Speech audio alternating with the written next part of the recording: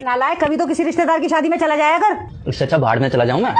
बेटा तू किसी की शादी में नहीं जाएगा ना तो कोई तेरी शादी में भी नहीं आएगा। हाँ तो बढ़िया बात है मम्मी, रुपए बचेंगे खाने पीने के। अरे नालायक, हर माँ बाप का सुख होता है कि वो अपने बेटे की शादी धूमधाम से 100 रिश्तेदारों के बीच में ठाट बाट से करें, लेकिन बेटा तेरी जैसी औलाद के चलते तो ये सुख मिलने का रहा। अरे मम्मी, आज के टाइम में दोस्त रिश्तेदार सब पैसे के यार। आपके बेटे के जेब में पैसा होगा ना तो 100 रिश्तेदार 100 बार आके 100 बार सलाम ठोकेंगे मेरी शादी में, वो भी बिन बुलाए। ओहो, सलाम ठोकेंगे?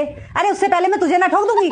नालायक, किसी की शादी में जाएगा, किसी के फंक्शन में जाएगा तो 4 लोगों की नजरों में आएगा, और बिचौलिया तेरे लिए तभी तो रिश्ता लेकर आएगा।